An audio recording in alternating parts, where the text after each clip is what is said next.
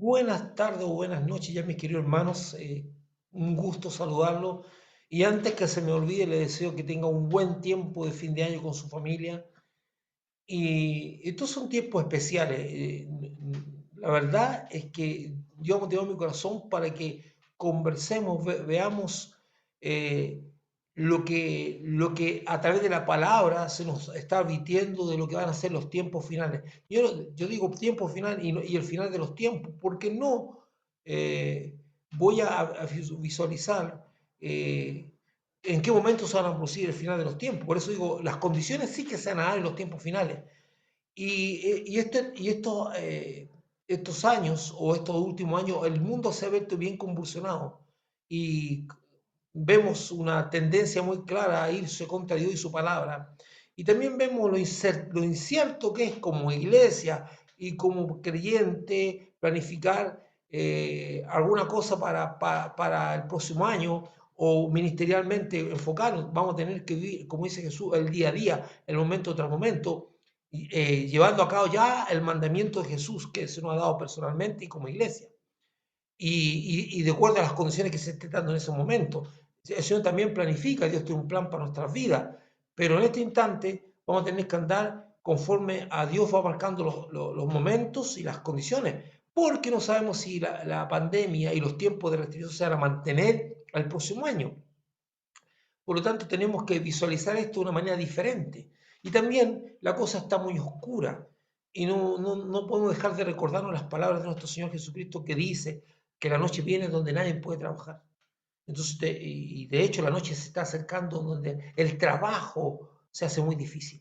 Pero también hay ciertas advertencias que debemos tener en cuenta con lo que se aproxima a la venida. Entonces, quería llegar a esta reflexión de fin de año, que tiene como dos objetivos que recordemos ciertas cosas de lo que es la segunda venida de Cristo. La semana pasada tuvimos la cena, donde en cierto modo anunciamos la muerte del Señor y su resurrección y que Él vendrá nuevamente. Pero ahora vamos a hablar un poquito más de qué significa esto de que Él vendrá nuevamente y bajo qué condiciones y cuál es el ambiente que nos rodea y cuáles son las advertencias que Dios nos hace.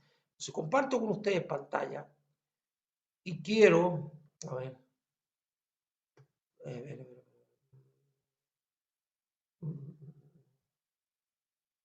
Bueno, a ver, voy a compartir ahí. Eh, entonces comparto con ustedes la pantalla. Y como siempre, antes de empezar cualquier, contamos y nos gozamos de saber que el Ministerio Bethesda de Estados Unidos, la Casa Central, que ya está dando sus primeros pasos para irse y se traslada del condado de Orange a Santa Ana. Eh, está dirigida por nuestro pastor Donald y acá en Viña del Mar estoy yo dirigiendo, o sea, dirigiendo más que nada, entregando algunos mensajes, haciendo conferencias y asesorando iglesias. Entonces, vamos adelante. Reflexión de fin de año, tiempo final. Quisiéramos que fuéramos leyendo y compartiendo algún pasaje de la Biblia que está en segundo Tesalonicense, capítulo 2. Entonces ahí tengo un cuadrito del tiempo final y las 12 de horas del reloj que allá en Inglaterra, marcando en un puente, marcando el London Bridge, creo que es exactamente ese puente, marcando las 12 de la noche y los fuegos artificiales celebrando el nuevo año. La gente se alegra mucho, es tiempo de nostalgia, es tiempo de alegría, de pena, de recuerdo. Estas fiestas generalmente producen una especie de shock emocional, donde se hace un cóctel de emociones, una mezcla de emociones de todo tipo, y que mucha gente no la puede sobrellevar porque le producen recuerdos no muy buenos y para otros es una fiesta para desbardarse en distintos tipos de cosas. Es una fiesta de repente que se hace bien disoluta. Pero veamos, segunda de Tesalonicenses capítulo 2, vamos a compartir del versículo 1 al 17. Dice, pero respecto a la venida de nuestro Señor Jesucristo y nuestra reunión con Él, está hablando Pablo, que es el apóstol Pablo que escribió esta carta, haciendo alusión a la segunda venida de Jesucristo. La primera venida de Jesucristo es una venida como Salvador, como el hombre que nace, como lo vimos la semana pasada, en un lugar que era, estaba puesto en una pesebrera, en un pesebre donde comen los animales, y, y no se halló lugar ni posada para él. Entonces lo hicieron dormir a su mamá, que estaba a punto de dar a luz, y a su papá, José, María, y en un establo con rodeado de animales. Nosotros vimos la vez pasada que esa es la forma en que Dios se hizo carne, a través de esta mujer, esta virgen que consiguió del Espíritu Santo y trajo a Jesús al mundo para cumplir ese ministerio de 33 años, pero del cual estuvo 33 años aquí en la tierra. Entonces, sujetándose como cualquier ser humano a todas las cosas que sujetaba cualquier ser humano y realizando la obra redentora a través de su muerte que nos trajo salvación. Y para que todo aquel que en él cree no se pierda, tenga vida eterna, y todo aquel que ha puesto su fe en Jesucristo y ha creído que él murió por sus pecados, tiene remisión de pecado y es salvo de la condenación y del juicio eterno, que caerá por sobre toda la humanidad y sobre cada persona. Entonces, ahora, cuando Pablo está hablando, pero con respecto a la venida de nuestro Señor Jesucristo, en nuestra reunión con Él, os rogamos, hermanos, que no os dejéis mover fácilmente de vuestro modo de pensar, ni os conturbéis ni por espíritu, ni por palabra, ni por carta, como si fuera nuestra, en el sentido de que el día del Señor está cerca. Entonces, Pablo dice que ahora está hablando de esta segunda venida de Jesucristo, porque él se elevó al cielo en una nube, que fue el último momento en que pasó con sus apóstoles, y diciendo que de la misma manera que él se fue, volvería. Entonces, pero el apóstol Pablo era plenamente consciente de que habían personas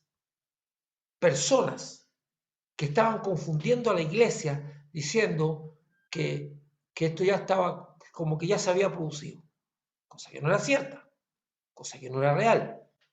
Entonces, y dice, pero ustedes tienen una manera de pensar, más bien dicho, una manera en que han sido enseñados en las escrituras.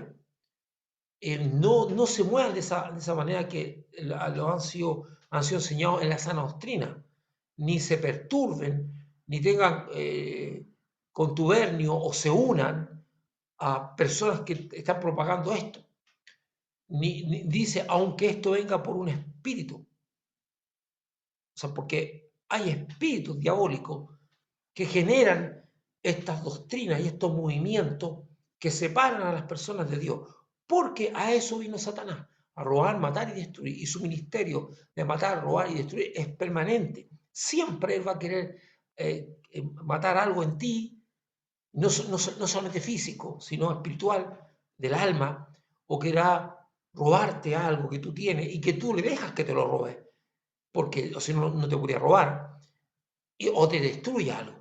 Entonces, ese ministerio constante de Satanás es el que está haciendo, buscando la manera de caer de espíritus, crear doctrinas, falsas doctrinas, o expectativas, o mentiras que te roben, o te maten, o te quiten algo. Dice, no os conturbéis, ni te cambie de modo de pensar, ni a través de palabras, ni a través de espíritu, ni por carta, como si fuera nuestra, que si alguien le hace llegar una carta, como las que escribe Pablo, en el sentido de que el día del Señor está cerca. O sea, y dice, bueno, vamos a ver esto. Y esto lo vamos a ver de la siguiente manera.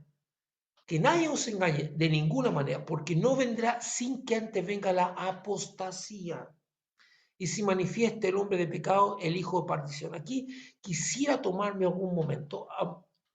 Yo tengo un origen bautista, pero tengo ciertas diferencias en estas áreas, en esta parte con el pensamiento bautista.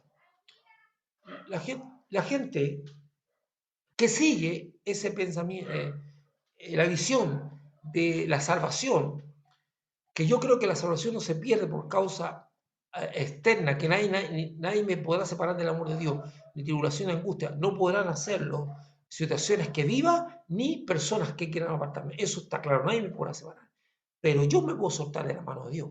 Entonces, aquí una persona que es una apóstata, la apostasía significa, un apóstata no es un traidor, sino que es una persona que reniega, una persona que antes era y que ahora no es. Y la apostasía consiste básicamente en dejar de poner a Cristo como el centro de todo. dejar de poner a Jesucristo como el camino, el único camino, la verdad y la vida. Dice, y va a venir la apostasía de algunos que antes creyeron que el único camino para llegar a Dios era Jesucristo, van a empezar a escuchar a ciertas filosofías que van a ablandar el corazón o lo van a cautivar, como dando alternativas, no, pero eso no es el único camino, y empezar a mostrarse como partidario y simpatizante de alternativas de salvación, o sencillamente se apartan.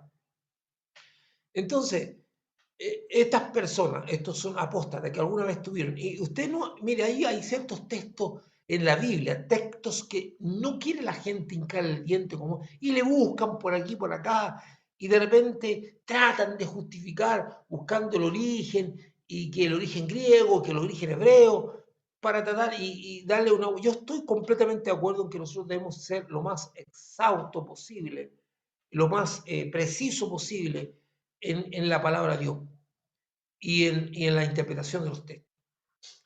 Pero muchas veces se cae en manejo antojadizo y torcer un poco el sentido de las cosas para poder satisfacer pensamientos personales o visiones doctrinales particulares.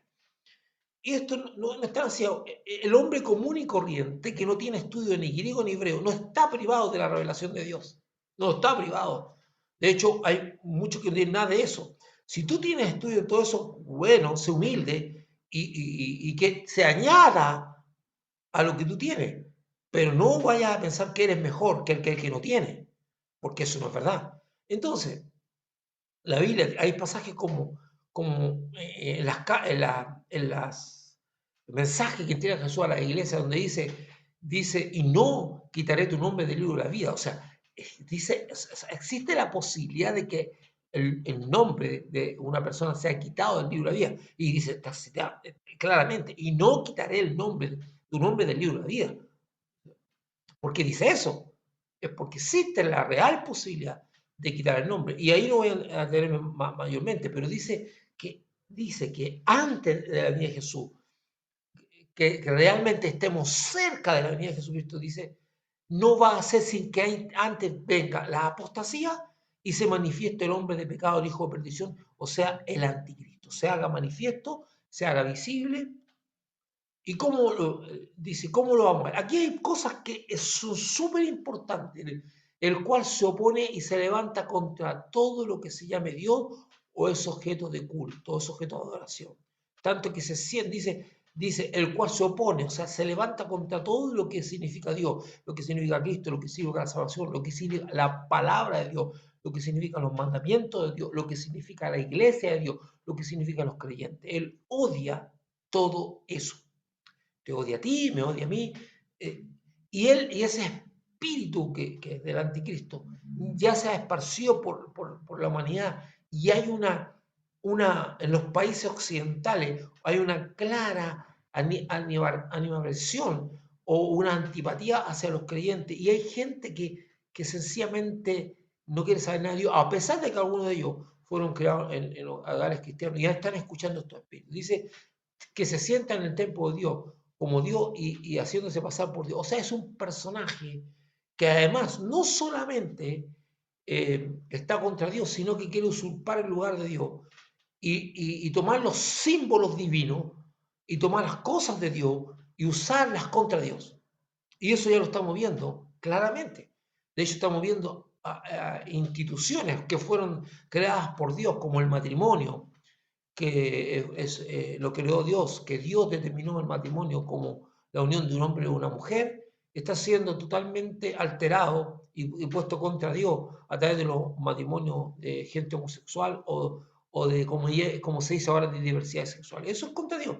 El arco iris, que es el símbolo, que es de Dios, que el arco iris le pertenece a Dios, ha sido tomado por grupos de personas que tienen una visión sexual diversa, que no solamente de un hombre y una mujer, para que lo represente a Dios. Son tomadas las cosas de Dios para ir contra Dios. Y han asumido que son prácticamente una religión o que son personas que son los que van a dirigir el mundo y toman y algunos usurpan, dice que los lugares que son de Dios, dice que se sientan en el templo de Dios como Dios. Y quizás esto lo vamos a ver también literalmente, porque hay proyectos de levantar el templo de Jerusalén y cosas por el estilo. ¿No os acordéis que cuando yo estaba todavía con vosotros os decía esto?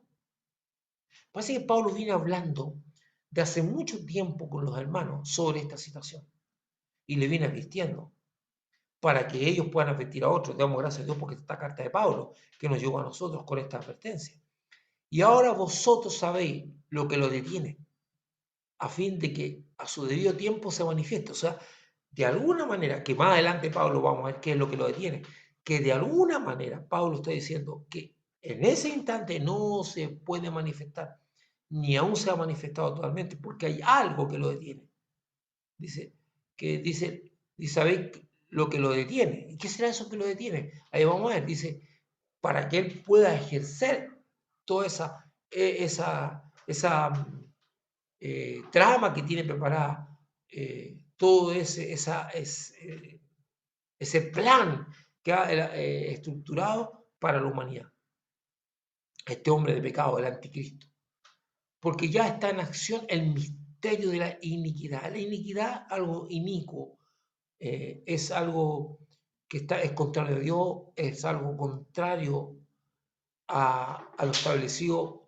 Estamos hablando desde el punto de vista de Dios, de la palabra de Dios. Es algo que se estableció contra Dios. Inicuo es una persona que no respeta la santidad de algunas cosas, que no respeta lo que ha dado por Dios al ser humano, no respeta nada. Un inicuo.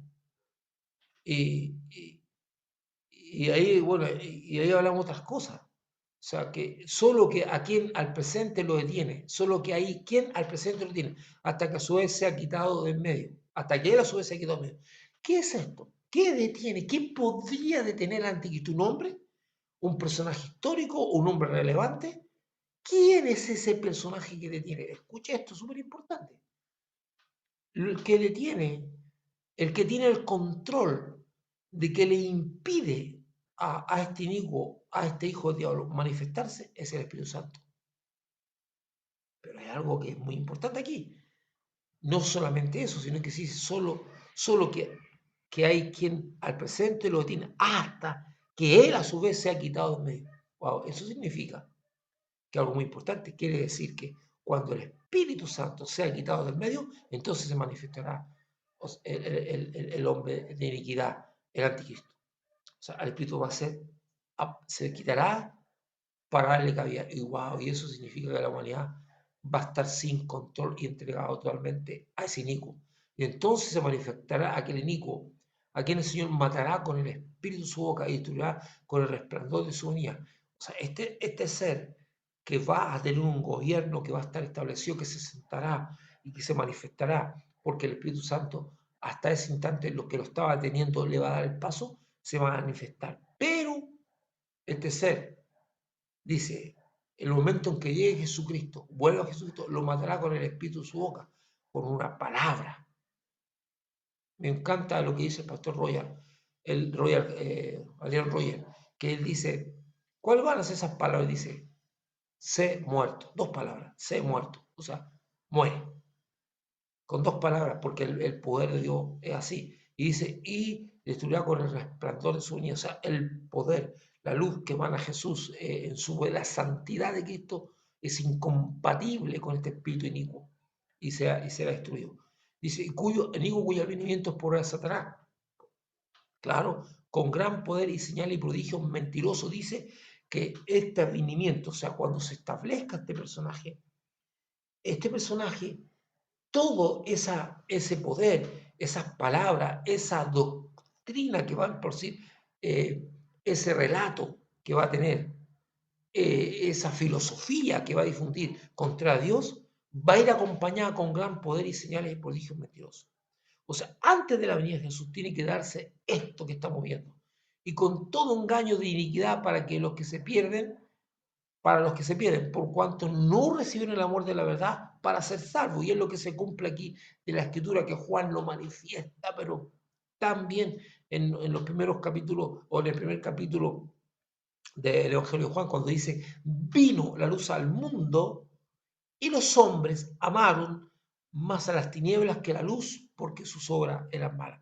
Entonces dice que este engaña, dice con todo engaño y iniquidad para los que se pierden, va, toda esta gente que se pierde, que ama más la maldad, porque son malas, son atraídos por estas mentiras, por estos señales y prodigios mentirosos. Y son mentirosos porque van acompañados de una irrealidad, de una promesa. Porque si yo le digo, tú tienes sed, entonces yo en un desierto te doy el agua de una piedra, como lo hizo Dios. Pero este dirá, te daré agua, pero el agua es una mentira. No es agua que me va a quitar la sed. Porque son prodigios y señales mentirosas que pretenden resolver algo, pero no lo están resolviendo, lo están empeorando. Y esa gente no es capaz de ver ese engaño. Por eso Dios les envía un poder engañoso para que crean la mentira, porque tienen su corazón más dispuesto a la mentira, más dispuesto a la maldad que a recibir el amor de Dios, el amor de la verdad, para ser salvo, por no querer recibir a Cristo, por no querer aceptar su palabra y por no querer someterse a su mandamiento, porque hay muchos rebeldes, mucha gente rebelde que las palabras de Jesucristo, que nos lleva a una vida de santidad, a una vida de estar apartado o a una vida en comunión con Dios, en cumplimiento de su mandamiento, incomoda a mucha gente. Y siempre hay argumentos filosóficos para ir contra Dios o argumentos humanos que acomodan al ser humano y argumentos que quieren descalificar a Dios. Yo lo escucho permanentemente con respecto a los derechos de los homosexuales, con respecto al derecho a abortar, con respecto a la igualdad de la mujer y el hombre. Muchas cosas podrán ser ciertas, pero no todas son ciertas, unas son mentiras. La gente se traga las mentiras.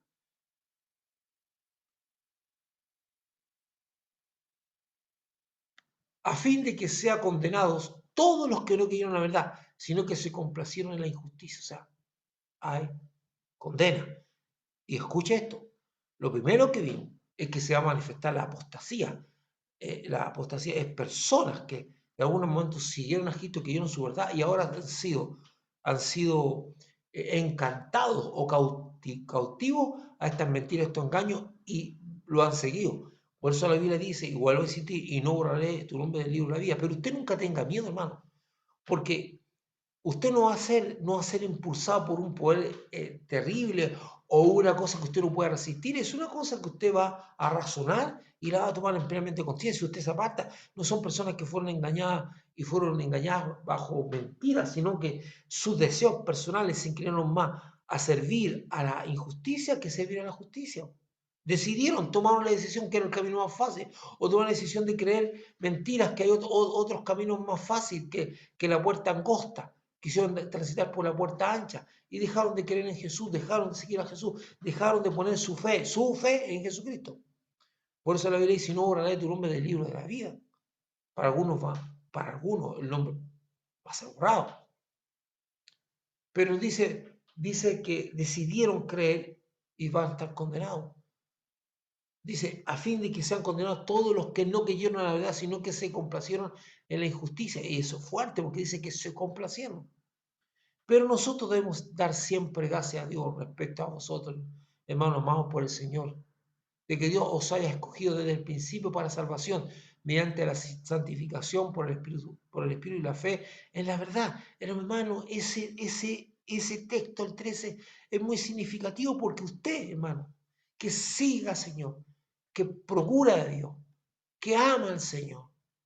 Usted, mi querido hermano, usted ha estado sometido a algo bien complejo y no fácil. Usted ha estado sometido, mi querido hermano, a todo un proceso de santificación, el cual más de alguna vez digo yo, pero ¿por qué esto? Si yo quiero esto otro, ¿por qué si a mí me gusta esto y quiero esto? Y su carne lidiando con lo que Dios quiere para transformar su vida. Mi carne lidiando con lo que Dios quiere, porque el camino de la carne es más fácil, es más placentero al presente. Dice, pero nosotros debemos dar siempre gracias a Dios respecto a vosotros, todo hablando Pablo, con respecto a la iglesia de Tesalónica. Hermano amado, por el Señor, de que Dios os haya escogido desde el principio para salvación mediante la santificación por el Espíritu. Ese mediante la santificación por el Espíritu y la fe en la verdad Es un proceso que ha sido duro para esa gente, que ha tenido que soportar muchas cosas y decidieron seguir ese camino de verdad que complacerse en la injusticia. Para usted y para mí, este camino no ha sido fácil. Y más de alguna vez, tal vez usted quiso tirar la toalla. Pero gracias a la obra del Espíritu Santo se mantuvo firme. Y aún se mantiene firme. Yo lo animo a que se siga manteniendo firme. Porque esto es lo que está pasando.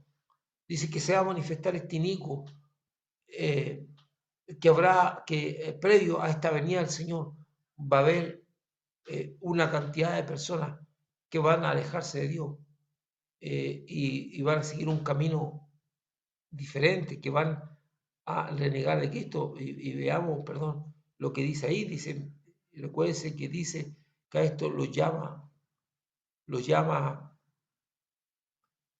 apóstatas. Y dice, sino que antes vendrá la apostasía, o sea, y se va a manifestar el hijo de perdición. Y veamos el último parte. Dice,